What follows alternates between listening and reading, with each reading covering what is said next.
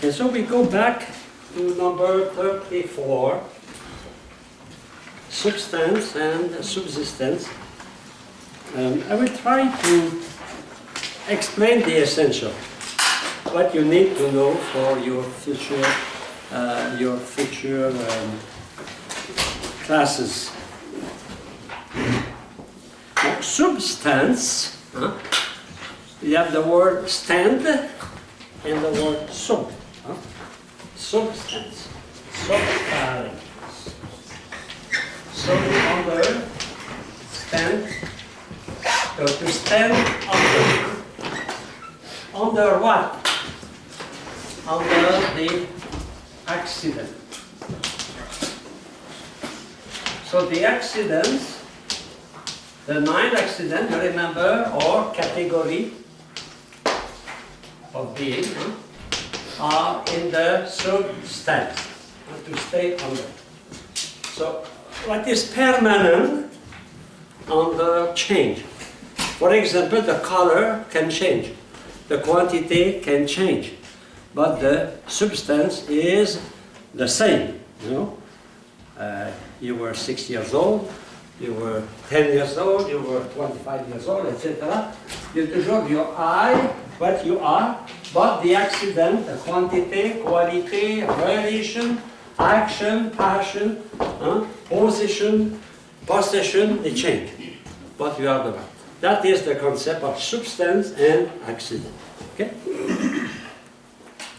Substance, it is what it is in itself. Being in itself. That is substance. And accidents is being in another. The color, green, is in the ball, but it is not the substance of the ball. Okay? So the substance is the basic and independent source of a thing's unity. In fact, for each of us, our substance is my eye. My eye. And the accidents are in my eye. In my eye is made with body and soul. Oh, I don't have time to come back, we studied that already. So, the two functions, over 13.1.2. The two functions of substance. The first, properly, must subsist. That means something permanent under the change. That is the first meaning. And it is the foundation sustaining accident. And for this reason, it is said to stand under them. Substance, don't forget. To stand under. Sub means under. To stand under. So that is permanent. The rest is changing. The substance and the accident.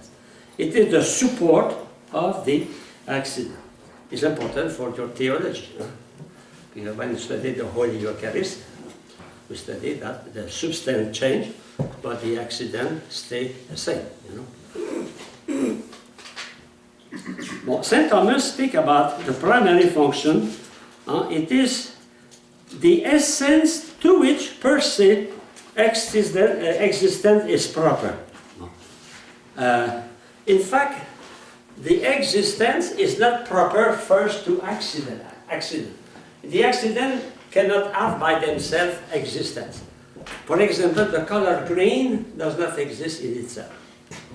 Exists in painting, exists in a flower, exists in a tree, in a leaf, in a sweater, but does not exist. But the substance exists in itself. So it is in fact, the essence is first to be seen in the substance, the essence of the thing.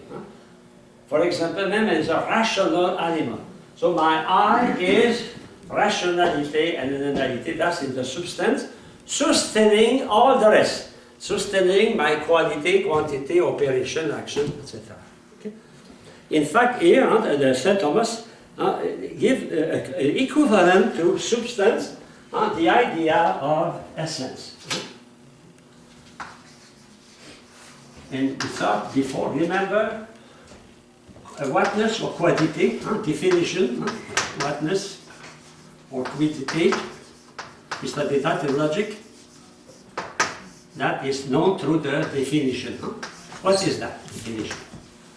Well, that now can be considered in relation with existence. We call that essence. And in the measure that support accident, we have substance, the substance, and the accident. But the accident in themselves cannot have a proper existence. The weight, 5 pounds does not exist in itself. It is 5 pounds of ice or 5 pounds of gold, the 5 pounds. If you go to the store and say, I buy 5 pounds.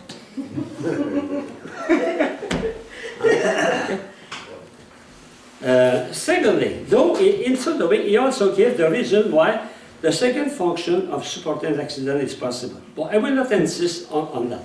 What is important, first is to have the clear idea that a substance is what is permanent under the change. The idea of permanence. The I. Here also, we apply the principle of identity. It is the same I continually. Yes? Does essence include the accident? No, the essence. No, not the accident are not essential. Not essential. And the accident are accidental. But they are attached to the essence. Like they are attached to the substance. For example, what is essential for man? It is to be rational animal. Don't to have reason. Now, the quality of his judgment or the power, the weight of his body, or the strength of his muscle, that is in the substance, but it is not. They cannot exist by themselves. So the accidents are not essential. In the word say accident, you remember when we studied predicament, a subject is linked with a predicate, or predicate is linked with a subject in 2 ways, as essential or accidental. Essential, we start genus, specific difference, and species, and as accidental, the proper in all the other accident, how do we say, inseparable and separable accident. But they are accident. Okay? They are not part of the essence, but they are attached to the essence. An example. In the essence of man, the substance of man, we have the capacity of talking. But it is not essential. I cannot define man, an animal talking animal. I talk because I am intelligent. I have a body. It's a property of my own person. I cannot talk without a body.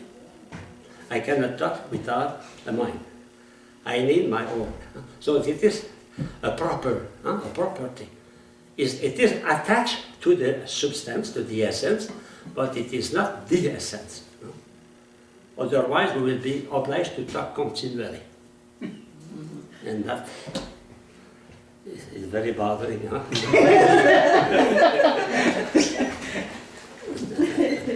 Okay, next page, page 227. So the proper formality in a finite substance is the capacity for independent or per se existence. Now, what is the formality? What is make a substance? It is the fact that the substance exists independently on another. Remember when we study being, being is one, by the fact is one, is a liquid, is other, is different. So the substance, when the formality of the substance is this to be different from another. You know? My eye is different from your eye. Okay? The proper formality enables St. Thomas to distinguish finite substance from existence, from essence, Well, from nature, so we have the concept of substance here. You have the concept of nature. Do you remember that? What is nature? Nature is the essence as principle of activity. For example, I will that when a man speaks, I will say that is conform to his nature. I will not speak about essence. Essence is linked especially with existence. But when I speak about activities, that essence, animal, rational animal, is the principle of activity. For example, of assimilation, eating, or reproduction, or knowledge, etc. Freedom, free acts. That is the nature of man. Of course, the nature is the essence. But at the point of view different, the point of view of causality. In fact, all those things are the same. If I define man, what is the quiddity of man? What is the definition of man? Rational animal. What is the essence of man? Rational animal, but in relation with existence. That means able to exist. Not existing, able to exist. That means the essence of man can receive existence. But the essence of Cyclops cannot receive existence. So if I speak about essence of Cyclops, it's purely formal, it's purely imagination, because it cannot receive existence. So it is the same thing, rational animal, but linked with existence. What is the substance of man? The same thing, rational animal. And all the accidents are in his rationality and animality. If I can move, I can run, I can eat, I can talk, I can have a coat, during winter, etc. That is in the substance, And also that substance or that nature as principle of activity. Because I am intelligent, I can think, I can will, I have a body, I can talk, I can cry, etc. That is here. They are concepts very close. In fact, it is the same reality, but seen with different perspective. That is important. The same reality, but the distinction is a distinction of reason, reasoned. Is a distinction of reason. In fact, the essence of man, and the nature of man, and the substance of man, and the oneness of man, it is the same. Rational animal. But I can see that substance at a special point of view. That means the substance supporting variation, accident. I can see the essence as man, rational animal, able to exist. The Cyclops cannot exist, but man can exist. I can see a rational animal as only at the point of view of definition, in science, definition, independently of existence. I can see now that essence or that substance as principle of activity. And when I speak about the essence as principle of activity, I call that nature. For example, ethics is based on nature, natural law. We don't say ethics is based on essence of man. No, it's the same thing, but the point of view is not the same. Maybe it is clearer a little bit. No. I am like Saint John the Baptist. No, we can see. The distinction is a distinction of reason because of the relation of that reality, rational animal, that relation with different point of view. Well, I give you an example of, not a good example. I can say east, east. I can say also the rising sun. East or the rising sun, no? I can say west or the setting sun, where the sun sets. In the old canon of the Mass, we say from the west to the rest. Now we say, the rising of the sun to its setting. Well, it's the same reality. But we change a little bit, because west and east is more technical, geographic, not technical. From the rising of the sun to its setting, that is poetic. But it is the same reality. We understand that. Huh? So we can see the same thing using two different languages if I want to speak in a poetic way or if I want to speak in a scientific way. I can say, give me some H2O. Give me some I need H2O. You go to the store, you say, Mr. Do you have H2O in bottle? You say, what is that? So when you speak to a store to have water, you say, water. But you teach science, you teach chemistry, you don't see water, you say H2O plus Na, etc. Then give, you have the same reality, but using another language. It is exactly that here. So, definition, that the level of logic, essence, the level of metaphysics, substance, the level of metaphysics, and nature, level of philosophy of nature and ethics. In ethics, we don't speak about substance. In ethics, we don't speak about essence. In ethics, we don't speak about kidity. We speak about nature. It is the same thing. But because we consider man as a principle of activity, principle of action, we speak about nature. So we have to say, man must act according to his nature, and not according to his kidity, or oneness, or substance, or essence. But it is the same thing. Okay? I think it's important to seize that, because you will use those terms a long time in the future. So in ethics, we speak about nature.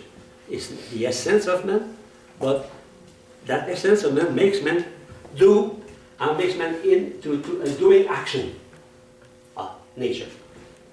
Essence is able to exist. And the essence. Essence is attached to existence. Essence is attached to existence. So that rational animal, man, is able to exist. So if he is able to exist, what I will say his essence is in potency to receive existence. That means I don't have existence by essence, but I receive existence. Only God possesses existence by essence. But it is a rational animal, the same thing. But at a point of view different. At the point of view of logic, of science, any science, it is the definition. We try to define what is a thing in general, not this thing. Okay? Now I go to next paragraph. So finite substance is distinguished from existence. Well, I explained that here. The concept of substance in itself does not imply necessarily existence. Why? Because it is easy to understand that. If the concept of substance implies existence, that substance should always exist. Because it would be the substance, for example, if a rational animal, that substance is existing by essence, it would be necessary exist. So the substance, the concept of substance does not imply the concept of existence. In fact, what is the substance of man? It is his essence. But it is his essence at a particular point of view. What is the particular point of view making essence different from substance? It is the accident. In the essence, we don't speak about accident. We speak about existence. But that essence, that is permanent, can receive accident. And because it can receive accident, we call that substance. But substance in itself does not imply existence, no more that essence imply existence. No, that means the substance can receive existence. Follow me, very, very important what I will say to you. The substance does not imply existence, like essence does not imply existence. But the essence can receive existence, no? The substance can receive existence. And when the substance receives existence, that's very important, we call that subsistence. Subsistence.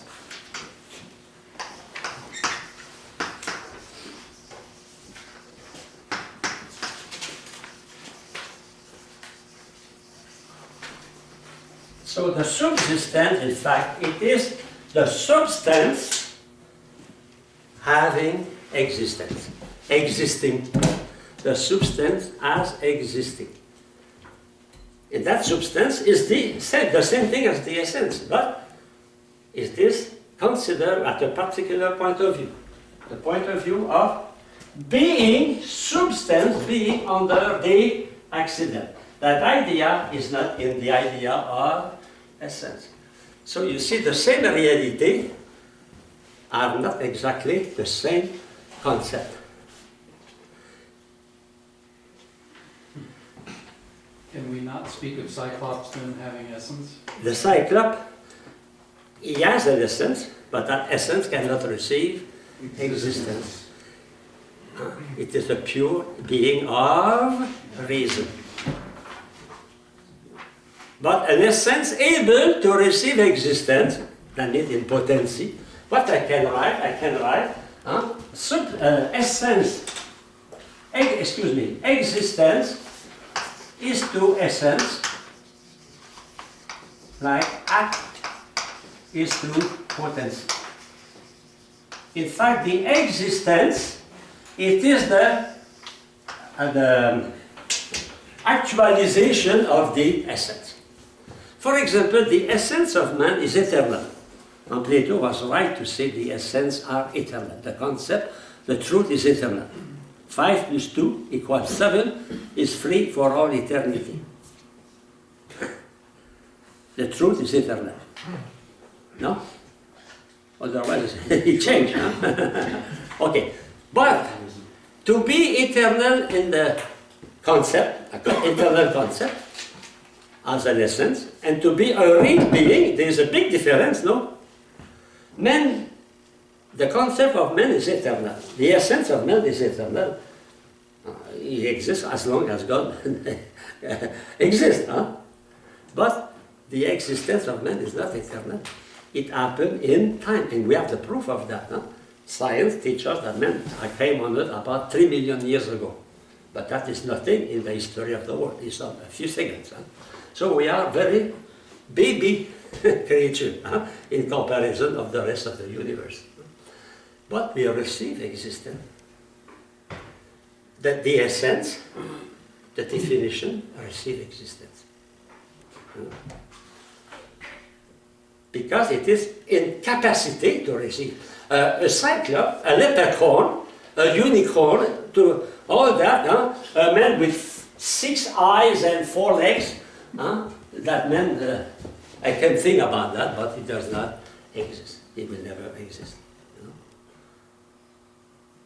So essence is animal, a rational animal. Man is, for all eternity, a rational animal in his essence. But historically, he will receive existence. And that is very important. It's the proof that we are contingent. We don't exist by ourselves. We don't give ourselves our own existence. We receive our existence. Yes? Father, I'm thinking about how this relates to a baby in the womb and a baby being born. Mm-hmm. Is there a correlation between substance and subsistence? Because then the baby in the womb is a real human person. Right, it's a being. Yes, it's a substance. He is an I. But he is receiving accident, developing his weight, developing his size, you know, like a child. Right. Huh? You look at yourself when you did your first communion, and you look at yourself today, you are the same. But we are not the same. Substantially, you are the same I. You can say, I am that boy. I am that girl. But the baby is not does not subsist. yes, but it subsists. Until it's born, because then No, it subsists. It subsists. That means, you know, even today, you subsist, but you depend on another to subsist. You depend on the air, you depend on the food, you depend on many things. The child, the mother, is subsisting. He's a subsisting being, but he depends on his mother. What is the idea of subsisting? It's the idea of continue to exist. But we can continue to exist by the help of other. Anyway, everyone on earth exists, subsists the idea of God. We cannot exist by ourselves, you know. So the child is the first cell. After that, the child, the substance is subsisting. And that cell has an essence. It is the essence, yes. It is the essence receiving existence. The first cell will receive existence. Right. And that first cell receiving existence is an substance. And that substance already has accident. That substance has the accident of weight, the accident of quality, he is living. The accident of relation is the son of a father and a mother. He is not only passive, he is active. He is growing. He is super active. Imagine if you continue to grow at the same speed we grow in the womb of our mother, who will be huge. You know, sometimes you see, he is very active. You know, actually it's not to give kick the mother. And to be active is to form, to develop. One can be very active without moving, apparently. A student can study, be attentive, he is very active. You know? Okay? And I go to page 228. No, this substance is distinguished from nature. Why? Because nature is principle of activity. But in the concept of essence, the concept of activity is not included. So when I speak about activity, about an essence, I call that nature. Okay? So the essence of man is to be a rational animal. That's the essence of man. Now man as a rational animal has activities. He thinks, he wills, he loves, he grows, he eats, etc., etc. All those activities depend on his nature. I will not say on his essence. You understand that? On his nature. But the nature and the essence of man is the same. Rational animal, but seen at a particular point of view. So when you study ethics, you see man must act according to his nature. In fact, it is according to his essence. Essence, a rational animal, according to his definition, you know. No? But it is a particular point of view. I give you that example at the beginning. We can see the same thing, use different name or different aspect to see. We speak about that. H02 or water. Think about that. Okay. Now, the substance is different from accident. That is, we saw that in logic. Substance is a such perfection that it can exist independently, whereas accident it cannot exist independently. That means the existence of someone depends not on the accidents, depend on the substance. I don't exist by my accidents, but my substance needs accidents. But they don't. I cannot reduce my substance, my essence, my existence to the fact I have some qualities, for example. But my accidents help me to know what is my substance. My substance appears through my accident. but my substance is not visible. You know, Kant, he denied metaphysics because he said we can know only the accident, we cannot know the substance. Or the substance is the subject, which is what is studied in metaphysics. So therefore, we cannot study metaphysics. Yes, brother? I was just going to ask you if you could go back for a moment and give us a difference, to understand the difference between reason, reasoned, and reason. Okay. Reasoning, okay. Reasoned,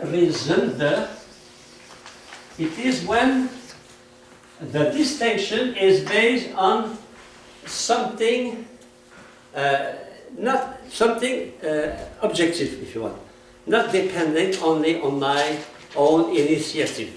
For example, the distinction between essence and nature is not a reasoning distinction. It is a distinction of reasoned. That means, in Latin we say cum fundamento in re,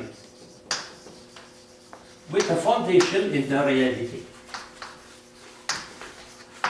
It's not a pure distinction.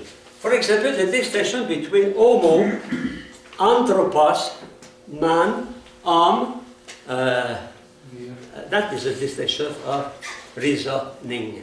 Or H2O and water. H2O and water. Or NaCl or salt. That is a distinction of reasoning. But reasoned, that means reasoned, that means I have a reason for that outside. That reason does not come from me. It is I who discover the distinction outside of me. For example, it is not my own will or my own intellect who put a distinction between definition, essence, substance, and nature. If I consider the reality, I see that I can know the reality only as a definition.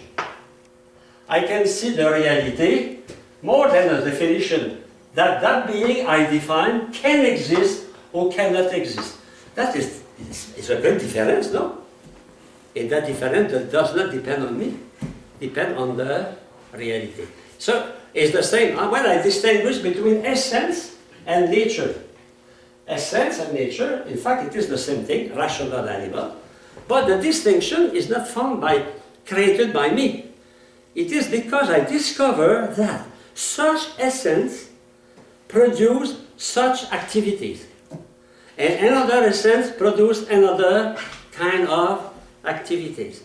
And I gave a special name for that. I call that nature. And that distinction is a reason with a foundation in the reality. Does it answer your question? That's fine. Huh? It's the same here. You know, substance is the essence as receiving accident, supporting accident. That is a distinction of reason, because in the reality it is exactly the same thing, but I don't see the thing at the same point of view.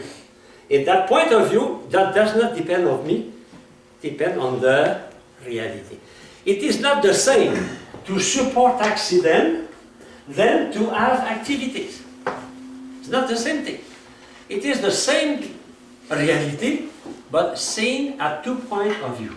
The point of view here of existence, the point of view here of activities, here the point of view as permanent under the accident. And here the difference between substance and subsistence, the distinction is not from me, it is from the reality. Because I can see some substance non-existing, in some substance existing.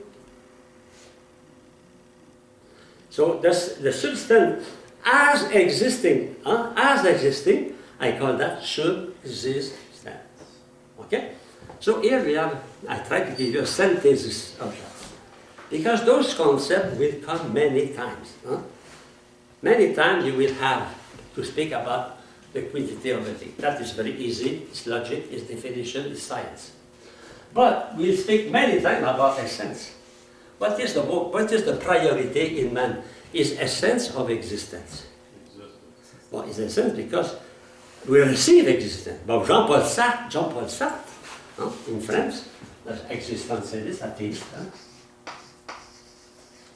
He says, no, we exist, and after that we give us our own essence. So I decide to become a priest. I decide to become the Prime Minister of Canada. I decide to become the Queen of England. No. Of course, we cannot accept that. If you want to say that each one makes his personality, I agree with that. Because everyone is the responsible of his personality. We acquire the habit that form our personality, but the personality is not the essence. What is the essence of man is the personhood. What is make a person, animal, rational animal. And at that point of view, we are totally equal. But we don't receive the existence at the same time. And our existence on earth will not be exactly someone that is 80 years, 20 years, 100 years, I don't know. Okay? We spoke about after that. Substance is distinguished from essence. So I already spoke about that. The essence is what it is in the regard of the capacity of receiving existence. The substance is that essence considered as permanent under the change given by the accident. The support of accident. Support. What is the word support? Interesting. Support come from sub, under, a carry. So we carry, support. And here, a word you have in your, I take the opportunity to speak immediately about that. And when we speak about subsistence, we speak about suppositum, or in Greek, hypostasis.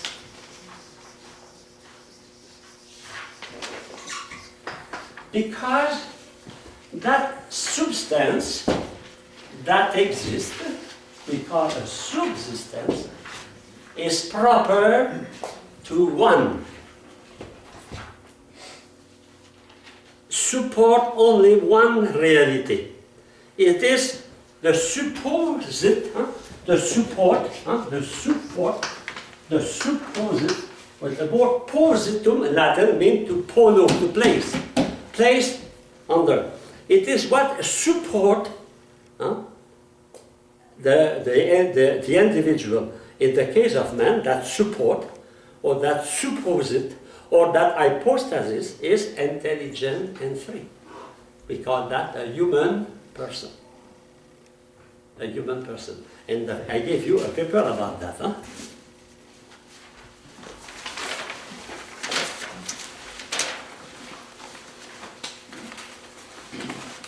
I don't know where.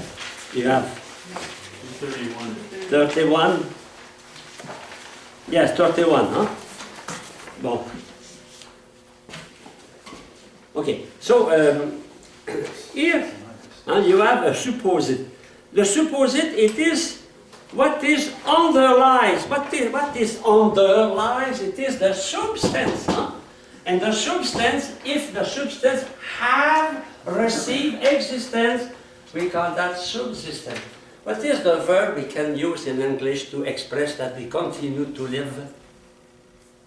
We subsist. No? We subsist. Think about that. We subsist. What is the meaning of that? We continue to exist. That means my substance, my I, continue to exist, subsistence. I subsist. I am permanent, and I'm different from others. So if I think about that subsistence as permanent, as different from other, one and adequate, different other, from other, complete, all,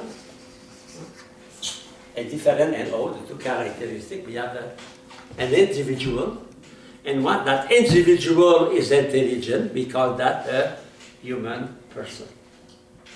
The difference between individual and person, the individual is one in the series, the human person is one intelligent in the series.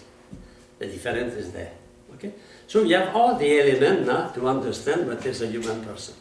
Yes? So, if a child born with no intelligence or his, his brain's not really functioning, philosophically, how do we handle that? Is a brain and a child is born without a brain, he is a human person. He has the intellect, but he cannot use it like a child, a baby. His intellect is spiritual, it's not. He has a spiritual soul. He is a human person, but he is lacking from some tool to exercise the plenitude of his activity. He is essentially a human, but he cannot act according to his nature. But he's a human person. Okay? Is a suppositum. The supposite A supposite. or the A hypostasis. single person. Well, one person. Yeah. One person. One person. The one who is under. In fact, the characteristic of the human person, where is it? I have a special place. Yes, I put a page especially for that. Yes, 230A. You have 230A? 230A. No. You don't have that? It's on the back of 230. Okay. I would have to learn. Look at that. That page is very, very, very important. Well, a subsystem having being operation, being and operation. Operation is nature. Having being and operation through itself. That means by itself, in itself. Not by itself, in itself. And not through another. That means I am myself and different from other. It is one of the characteristics of any individual. It can be a cat, it can be a man. And subsistence is the existence of the substance.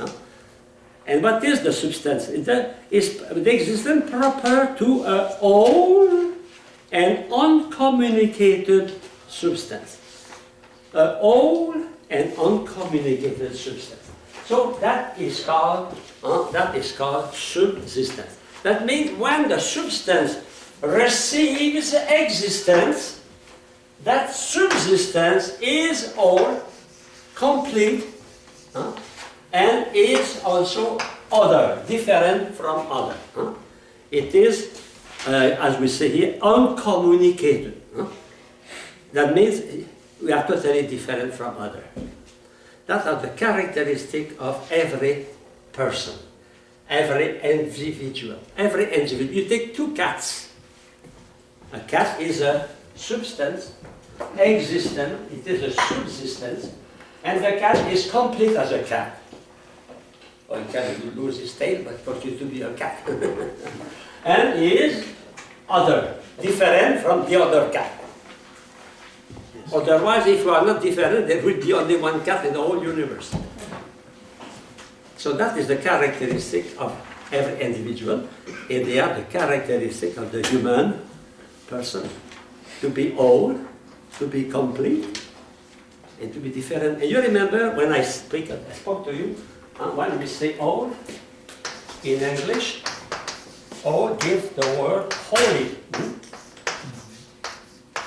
And different, apart, give the word sanctus. Apart, separated. The two ways to express God. In English we say holy, holy, holy. You are complete, perfect, complete. You can add nothing to you. And the Latin, they say, oh, you are totally apart, totally different. In fact, God is both. It's the same for each of us. Each of us, we are To be a human being, we must be complete. That doesn't mean we are perfect as a human, but we must have what? A body and a soul. Huh? A living body. And we must also be different from the other. And that here the foundation of freedom, autonomy. Autonomy. One of the characteristics of a human person or any individual is to be different from the other. It's not a mistake, it's a good thing. Imagine if God has made all the flowers like dandelion. He created only one kind of flower, dandelion. Oh, beautiful dandelion. Everywhere dandelion. Imagine what makes the beauty, the difference between flower and between dandelion, between person. That is fantastic. Huh? We know by science that not 2% on Earth are absolutely identical. 7 billion, we are different through our eye and through our footprint. Incredible. Well, think about that. Huh? And that corresponds here, we are apart. Everyone is apart another, is different from another. That is the characteristic here. So here, that page is very, very important. Huh? So substance is a formal perfection, or hypothesis of that, whereby a nature, what is a nature? Principle of activity, the essence of principle of activity, is completed, all, one, unum, self, etc., per se, and uncommunicated, individual, autonomous, etc. And at the bottom, a suppositum or a supposite or hypostasis. Hypostasis in Greek means stasis, to stay, hypo, under. That complete, that is a substance that is complete in itself and uncommunicated. Think about that. In it, complete, all. We say perfect, but it is the word perfect. Achieve. Achieve. In his order, of course, in his order. When Mrs. Cockroach meet Mr. Cockroach, Mr. Cockroach says, you are the most beautiful cockroach in the world. Now, when we say a cockroach, we don't say that. It is in his order. It is, okay? And a person is the same thing. What makes a person different from an individual? It is because he's rational. He is intelligent, he is free. And Boëthius, what he defined man, it is an individual, that means a supposite, that means a hypostasis, that means a subsistence, which is of rational nature. And when you say supposite, you say all that, all and communicate. So that is not difficult to retain, complete, all, and uncommunicated. And when you go to Mass, now you have distraction. You say, holy, holy, holy. Father Legault told us that you are complete, perfect. And when you say that in Santo, Santo, you say, oh Lord, you are totally apart, totally transcendent, unique. In fact, both. And the two dimensions, transcendence and immanence. We see that when we study philosophy of God. Okay, I come back on the what we were before. I jumped to that because I wanted to take the opportunity to speak about that. Okay, so we spoke about substance. We spoke about essence. We spoke about nature. We spoke about subsistence. Now, I hope it is clearer in your mind. Okay? It is not clear, no?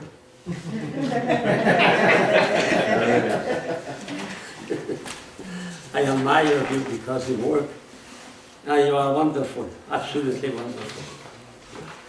You sit down after a day of work or studies and continue. It's a marvel. Yes, you are assisted by the Holy Spirit and someone by their wives.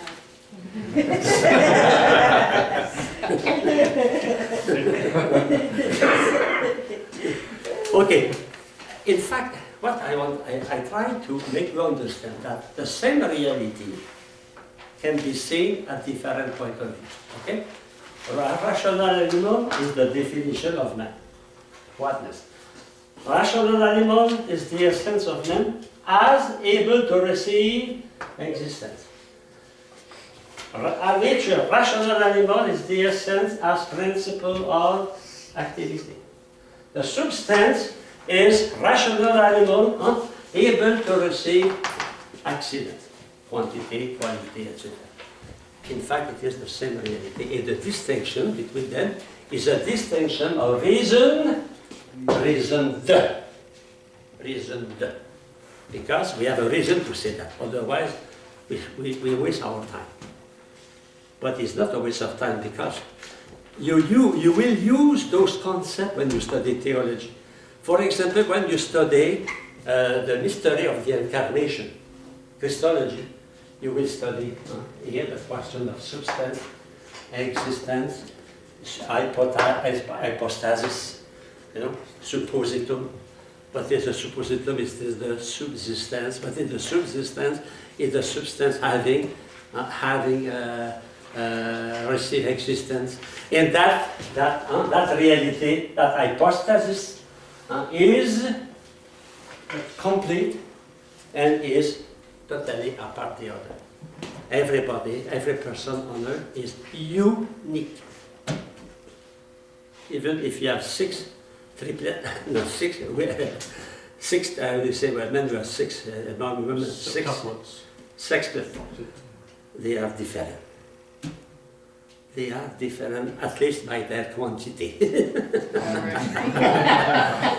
And when the father carried that, he knows. Each one has a quantity, and after a few weeks, he cannot carry them.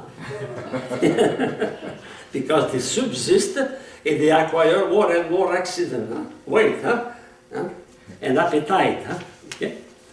Okay. Well, page 231, I explained supposite. So Father Vulner gave you good definition. Follow Father Vulner. And the person, page 231. The notion of person is fundamental. If you are not present, people will not know you. I think about a priest, he told me, he's a pastor in the parish. Maybe I told that to you. He listened to the Pope and said, what I can do to be present to the people. And he think, every week, once a week, he goes to the soup kitchen of the city where he lives. And now he discovered that he knows people and people know him. All those people before, they did not know him. They know there was a tree somewhere, Now they know him. The knowledge implies the presence of the object, the contact with the object. And that is the secret of advertising. What is advertising? They try to fill your mind with a lot of things you don't need. But they want to create the need to buy them, no? So they make you present, they repeat, they come back. They are, those people are stupid, you have to repeat that. Gecko. Gecko, they're fed up with Gecko. I will not buy the Gecko. It's too much Gecko. No, it is contact. Knowledge is the same. Those who are married, you married through a dream? Oh, I dream about a woman. No, you met him, you met her. There is no knowledge without a contact. That is very important against Descartes. Because Descartes is saying knowledge is here. It's not conformed to the reality. Now, Descartes will not be a good advertiser. Well, yes. Is there a difference in my knowledge of well, for example, I could have known you on YouTube last year because your lectures were online. So I had a certain level of knowledge of you. But now that I'm here in the classroom with you, is that a better form I'm taking in? Yes, there is degree of knowledge. You have a sense knowledge. many degrees of knowledge. But what is important is what I say, any knowledge requires the presence of an object. I guess my question is since I'm here with you, do I know your form better than I did when I was just looking at you on the computer, philosophically? Isn't it a degree of participation? Yes, but that is the degree of presence. You can know me through picture. You can know the Pope through television. But if you go and he call you, he say, hey, Deacon, future potential Deacon, okay, I invite you to Rome. Come back at 5 o'clock on Saturday, the 26th of March. I wait for you. Huh? It's not the same that we pray for Francis, our Pope, you know. Of course, there are degrees. Huh? The relation here implies a lot of degree. It can be very thin. It can be very intimate, you know. It can grow. Look at those who are married. Huh? Think about the first time you met. And after that, 30, 40 years of marriage, 50 years of marriage. The knowledge comes from the contact. Okay?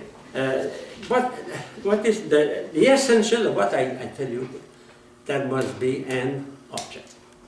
That means my knowledge is essentially objective.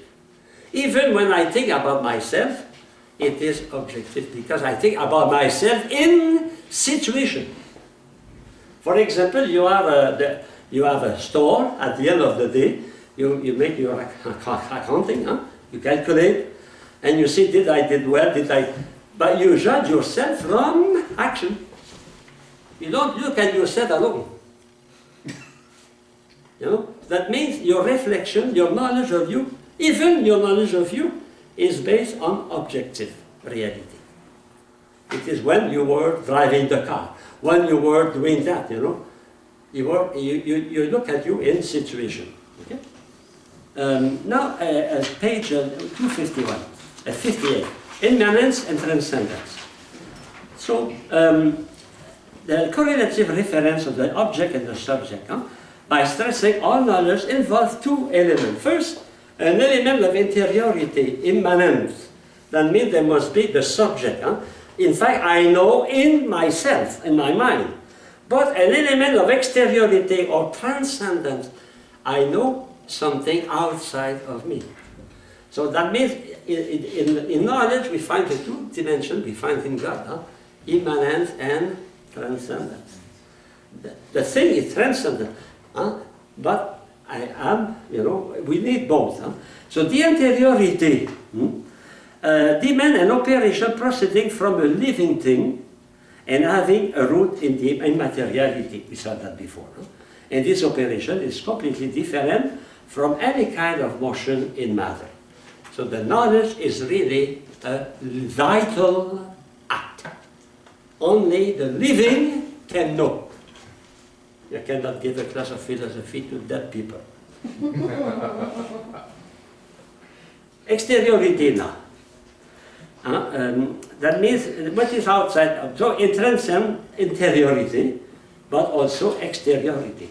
The exteriority of knowing demands a real relation to something other than self.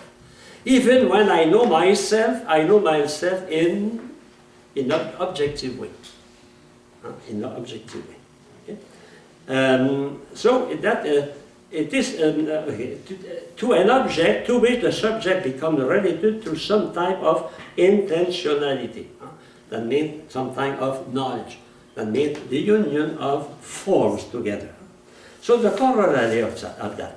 First, cognitive power on the subject is a living relation.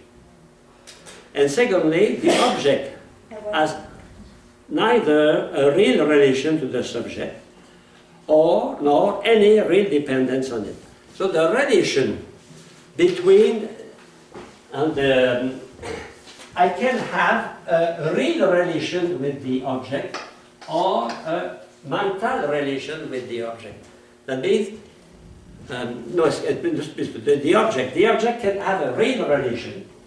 That means I cannot know without this object.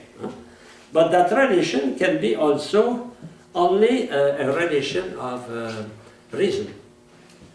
That is the case of God. When God knows things, does he receive something from the thing? No. On the contrary, it is the thing which receives something from God.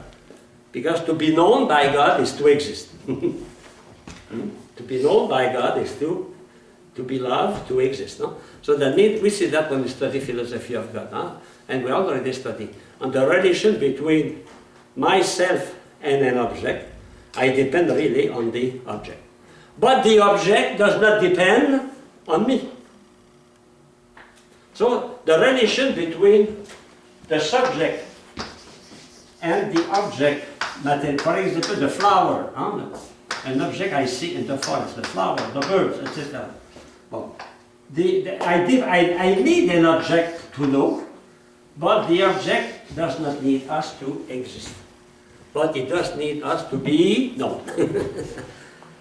But to be known is not to exist. But for Bishop Berkeley, Berkeley was an Anglican bishop, he said, esse es percipi. That means to exist is to be known, to be perceived, to be perceived. That means, you exist because I know you. The flower exists because I don't know. The flower, okay, there is a relation of reason, of course. The flower cannot exist unknown, there is nobody to know it.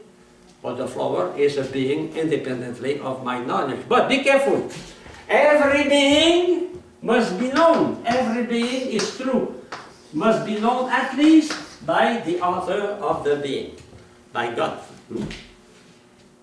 Because no being can exist without being known by God. We said that when we study philosophy of God. That the thing depends to exist on the knowledge of God. But the flower, the tree in the forest don't depend on my knowledge. Okay?